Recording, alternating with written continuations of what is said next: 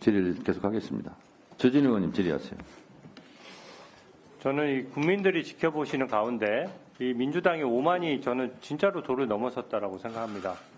지금 아무 근거 없이 지금 면책특권 인정된다라고 해서 공범이라는 소리 함부로 하시는데 그런 논리대로라면 그날 계엄 해제에 했을 때 현장에 없었던 민주당 의원들도 다 공범입니까?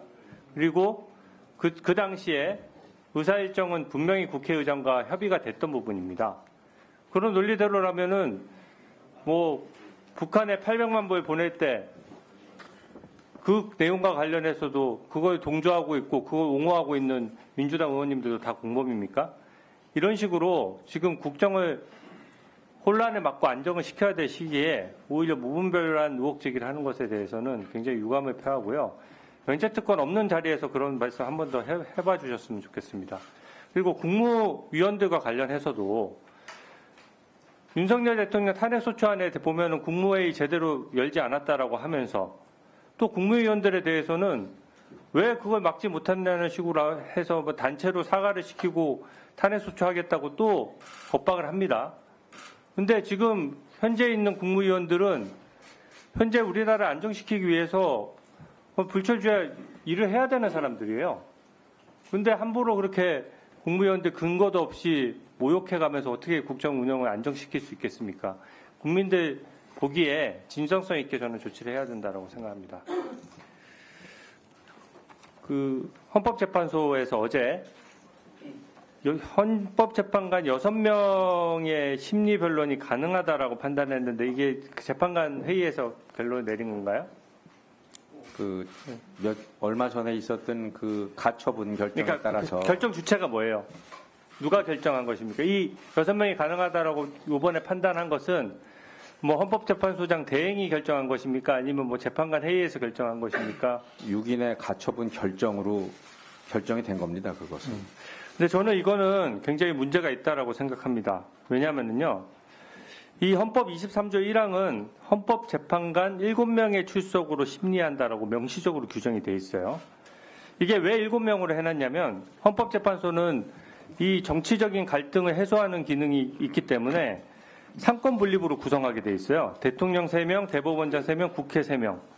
그렇기 때문에 7명으로 한다는 거는 그 상권 분립의 주체가 각각 참여하라는 뜻입니다. 예를 들어 대통령 3명, 대법원장 3명 그렇게만 추천한 재판관으로 해서는 이게 상권 분립 정신이 그대로 재판에 구현될 수 없기 때문에 심리를 7명 이상으로 하도록 돼 있었던 거거든요. 근데 지금 방금 말씀하셨던 이진수 방통위원장에 대해서는 탄핵소추가 있으니까 본인이 헌법소원을 제기하면서 이 조항에 대해서 효력정지 가처분 신청을 했어요. 저도 그 사실을 잘 알고 있습니다. 근데 이거는 사안이 다른 것이 일단 첫 번째로 이진석 위원장은 본인의 헌법소원을 제기하면서 본인이 그 조항을 정지시켜달라고 요청을 한 겁니다. 왜냐하면 본인이 봤을 때는 이 재판에 그 여러 명, 9명에서 재판을 받을 권리보다 재판이 지연되는 게 본인한테 더 불이익하다고 본 거예요. 그래서 이진숙 방통위원장은 사실은 그 효력이 정지되게 해달라고 요청을 한 사람입니다. 그리고 그 결정문을 보면 이게 범용적인 결정이 아니에요. 이진숙 방통위원장에 대한 탄핵소추랑 헌법소원 결정이 있을 때까지만 그 효력이 정지되는 겁니다.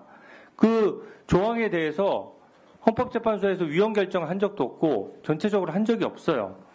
그러면 예를 들어서 이진숙 그 방통위원장은 9월 3일부터 재판해왔고 거의 재판도 여러 번 열었거든요.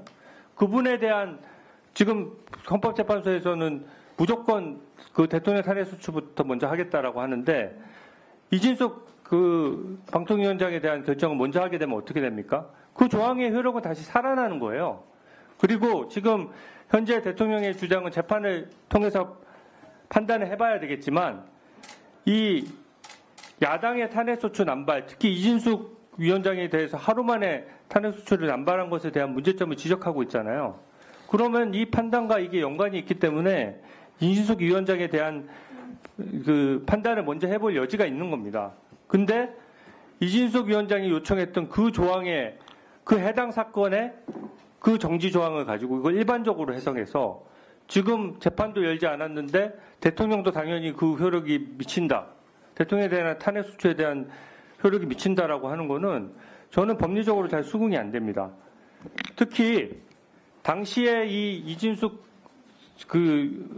방통위원장에 대해서 이 7명이 심리한다는 규정을 효력 정지를 할 때에도 그 당시에는 9명 전원이 결정을 한 거예요. 지금은 재판관이 6분밖에 안 되지 않습니까? 그리고 나머지 3분에 대해서는 지금 구성을 채워야 되는 상황이고, 그런 상황에서 이거를 섣부르게 먼저 변론 준비기를 열고 그렇게 했을 경우에 이 결과가 나왔을 때 어떻게 이거를 국민들을 납득시키고 순복시킬 수 있겠습니까? 대통령 민주적 정당성을 보장받아서, 직접적인 민주적 정당성을 보장받아서 선출된 사람이기 때문에 만약에 이게 그때 다수결로 대통령직이 날리는 게 아니에요. 탄핵소추도 3분의 2, 헌법재판관도 3분의 2 이상의 결정을 하도록 그만큼 신중히 하라는 뜻이고, 이 탄핵소추에 반대하는 소수의 국민들이라고 하더라도 그분들이 그 결정에 수긍할 수 있는 절차를 해줘야 되는 거거든요. 근데 이게 지금 6명이 심리 변론 가능하다라고 판단 자체를 6명이 한다? 저는 이 자체로 문제가 있다라고 생각이 들고요. 만약에 이준석 방통위원장 그 탄핵소추를 먼저 결정하라고 하면 그러면 그 효력이 어떻게 되는 겁니까? 먼저 선입선출이 원칙인데 이준석 방통위원장 관련해서는 그럼 결정을 안 하고 있고, 그 결정에 있었던 효력정지 규정을 가지고 지금 대통령 측 변호인의 의견도 듣지 않은 상태에서 무조건 변론을 진행을 해요? 저는 이거 법리적인 문제가 상당하다고 생각하는데 어떻게 생각하십니까? 헌법재판소에서는 그 헌법재판소법 23조에 대해서, 23조 1항에 대해서 가처분 결정을 했습니다.